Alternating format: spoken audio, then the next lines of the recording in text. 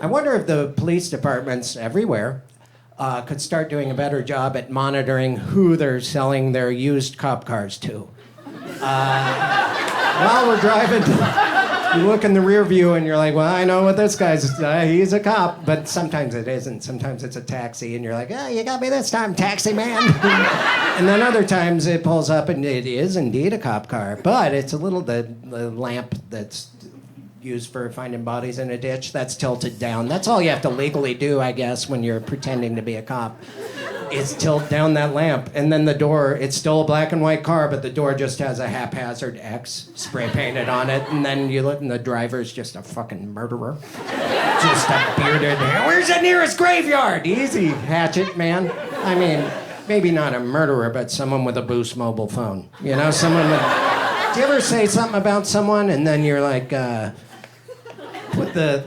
say your friend is here and this guy's an asshole, and you're like, hey man, what's up with the asshole? You put the hand on the wrong side, it bounces off, hurts his feelings. I mean, he's an asshole, but he doesn't need to be hurt. It's hard to remember. Like, a lot of times on stage, I'll be like, I can't multitask. Like, there's been times where I talk into my drink and then go to take a sip of the microphone. You know, like, you forget when you get frazzled, or where are my sunglasses? They're on your head, Grandpa. Or I did this one the other day. It's so embarrassing. I threw my phone into the river and put the murder weapon up to my ear. Mix up. Anyone scared of guns? I am. I don't like them. I never did. I don't want to kill anything. I'm squeamish fishing even, and I've tried. I went fishing, fancy style, on a boat, a chartered boat with professional fishing men, and I bought the license. They gave me the pole. I'm like, let's do this. And then we got out there and they opened the trough of bait, but the trough was an aquarium of fish floating around, like sardines and squid living in what they thought was harmony, and then big giant hand picks them up and you put a hook in an already alive fish. Like, it's a hand-to-hand murder situation. I wasn't ready for that, and at first I was like, I'm sorry. I said sorry to the first 5 fish. And then after a while I was like, right in the eye, fucker. I got used to it, you know, blood on my hands. And then I cast, this is real, and I'm not kidding, this happened.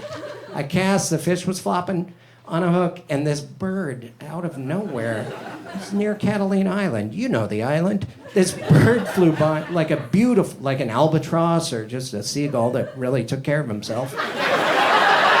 Swept down in midair, mid-cast, caught my fish. I saw it cartoonishly go down his throat, gulp, and then I'm just fucking flying a bird like a kite. Panicking, reeling him in, like, I'm so sorry, trying to get him to me. He wanted to go the other way. I really didn't, and there's a hook. And I was immediately crying, because my fishing just got elevated to hunting. You know, I didn't sign up.